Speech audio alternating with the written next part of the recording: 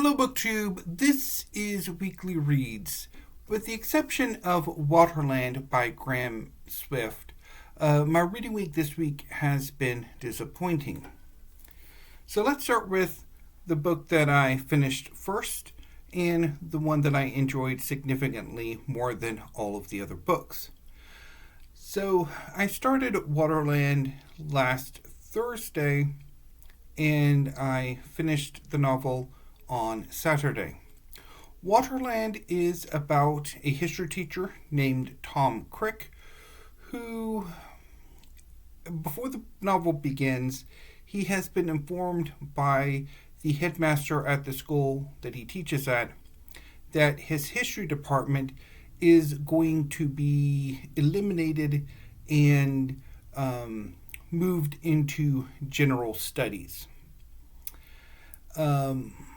Also, due to a scandal involving Tom's wife, Tom is going to be retired, or being strongly urged to take retirement. In response, Tom begins to teach a very different kind of history to his last batch of students. He is meant to be teaching the French Revolution. However, instead he begins to teach his own history and the history of the part of England that he grew up in, the region around the mouth of the Great Ouse in England, so the Fens. He teaches not only the general history of the region, but also more specifically the history of his own family and of himself. Much of the novel is about Tom's summer when he was roughly the same age as his students during the early years of World War II.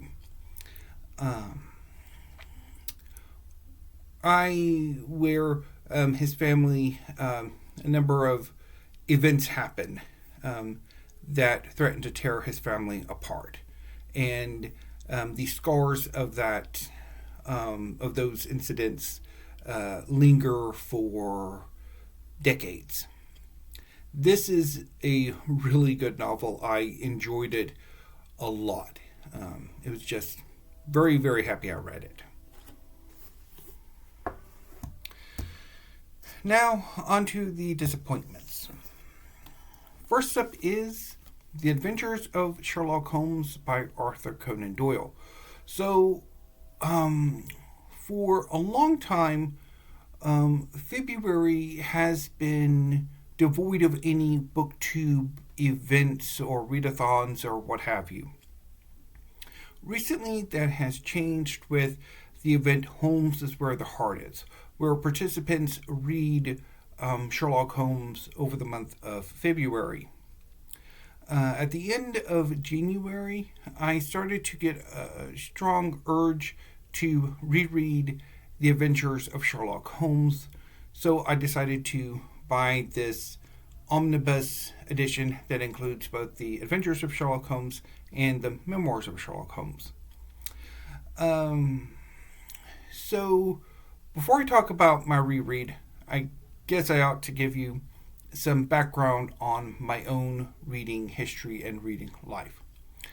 I tend to get obsessions. I will obsess over a genre for a number of years and then gradually move on to a new obsession. I wish my reading life was more well-rounded, but it's not. And I really should come to accept that and just go with the flow, rather than having existential crises every few years. But anyway, that's neither here nor there. So the first of these periods was mysteries.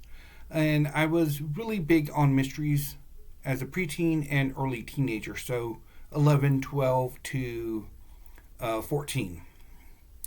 And at that time, I did read a good chunk of the Sherlock Holmes stories.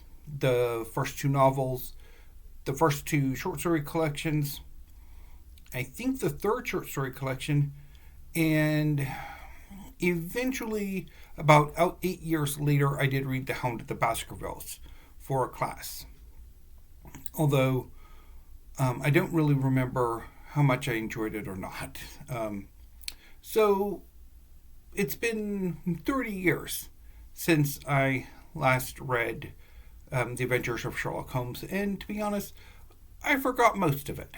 The only things I really remember were A Scandal in Bohemia and The Speckled Band. The rest of the stories I had completely forgotten. So I was approaching this reread effectively brand new. And unfortunately, things immediately soured with A Scandal in Bohemia because I got nitpicky with the politics of the setup. So in A Scandal in Bohemia, the King of Bohemia, which at this point did not exist, it had been part of the Habsburg dominions for centuries. So the King of Bohemia is completely fictional, not the right royal family or anything. Comes to Holmes because he had a dalliance with an opera singer who has a photograph of that, and he's afraid that she might ruin his marriage prospects to a princess of the kingdom that is the unified Sweden and Norway, whose royal family are the Bernadottes, not whoever Doyle has it in this story. Which, that bugged me. And of course, doesn't really make a whole lot of sense because I don't think anybody really would care if the male in the situation had dalliances before they got to, because, I mean, if it were reversed, yes, there would be a problem. But there really would be no scandal. Anyway, but for the story, I guess there has to be. And so Holmes agrees to take on the case and retrieve this photograph. Holmes is outsmarted by his target, Irene Adler, who reveals that she'd actually only been keeping the photograph to protect herself from him. So it's really weird, and I guess one is left with the impression that the King of Bohemia was lying out his rear end for most of his case. But moving on. So many of the other stories, I pegged who had done it, and that kind of left me a bit upset and disappointed. I did rather like the Red-Headed League. The ones that I really liked are the ones that pretty much there is not much detecting going on. They're more thriller. So the Five Orange Pips and the Speckled Band. But the others I largely didn't really care for. There were some issues I had with all of them. So this reread was a disappointment. Next, I read or attempted to read Planet of Exile by Ursula K. LeGuin. In 2026, there is a year-long reading event in which participants are reading the Hainish novels of Ursula K. Le Guin. It started in January with Rokanan's World and continued in February with Planet of Exile. So in Planet of Exile, the indigenous population of the planet are interacting with a Earth colony called the Farborn. And the novel begins with a young indigenous woman going to visit the Earth City, or the colonial city. And then the second chapter has her father completely forget who she is, and that she's the daughter of his favorite wife. And it just... I really, what little of Planet of Exile I read, I didn't want to read it. I know after I bailed on Rokan's World, I said I was going to give the rest of them a good shot. But I think here, with all of my experiences with LeGuin, she is not a writer that I get on with. Now, whether that's because I'm still not, I'm out of love with science fiction and fantasy at the moment, and that's coloring things, or that I've never really particularly been all that fond of vintage science fiction. I don't know, but for now, I'm going to put this aside. So that leads me to what I read Wednesday and Thursday. Because my mom had a doctor's appointment, so I finished The Adventure of the Copper Beaches early Tuesday, and then tried Planet of Exile in the afternoon on Tuesday. So on Wednesday, I reread Please Make Me Pretty, I Don't Want to Die by Tawanda Mulalu. This is a slim volume of poetry. It is part of the Princeton series of contemporary poets. So I read this collection shortly after it first came out and didn't particularly get on with it. And this reread, again, I did not particularly get on with it. It just didn't really move me or interest me in the way that I had hoped. And sadly, I also did not get on with a more recent acquisition, Glance by Chanda Feldman. So this is a collection that deals a lot with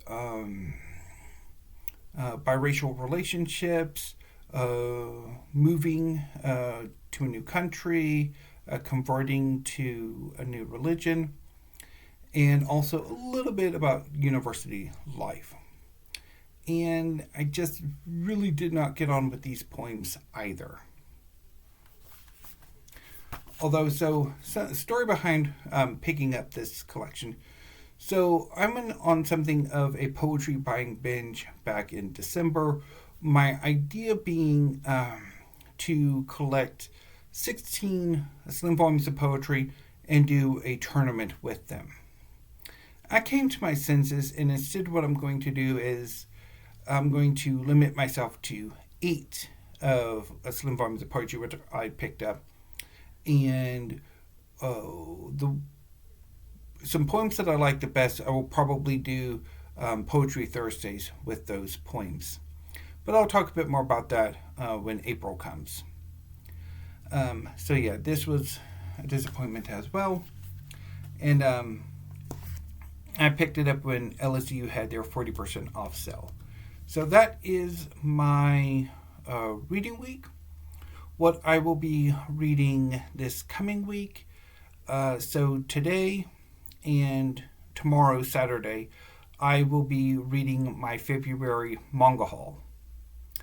What I do is every month I put in a pre-order for the following month's forthcoming volumes of manga in the series I actively collect and debut volumes of series I want to try out.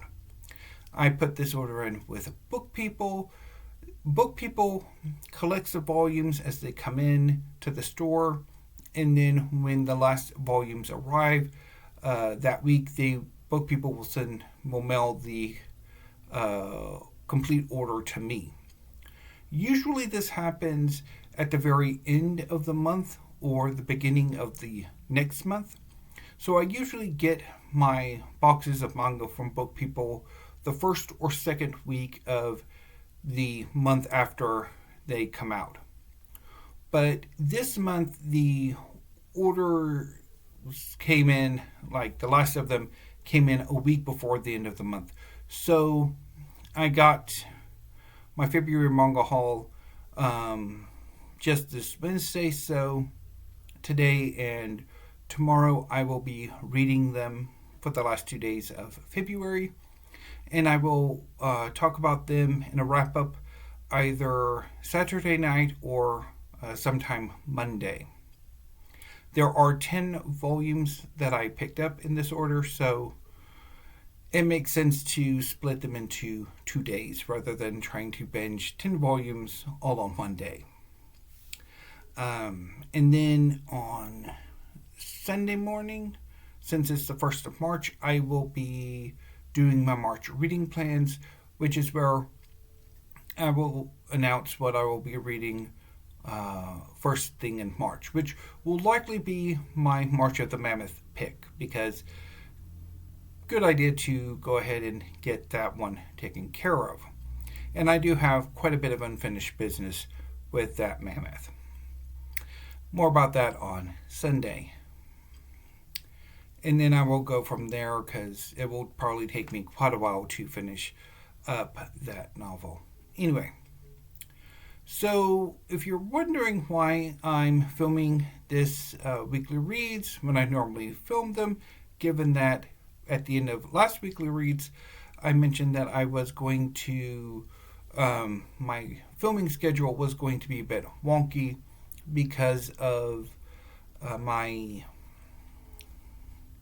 sister-in-law getting a job and me and my mom having to watch the demon toddler, the youngest of my nieces and nephews, and then when they got out of school, War and Death, the youngest of the 4 children of the apocalypse. Well, it didn't last that long. So, yeah, don't have to worry about that for the foreseeable future. So anyway, I'm starting to waffle on, and I think I completely forgot to upload my library tour video. So I'm going to go and do that, and then I will upload this video. Until I see you next week, BookTube, thank you. Well, yeah, will still be next week.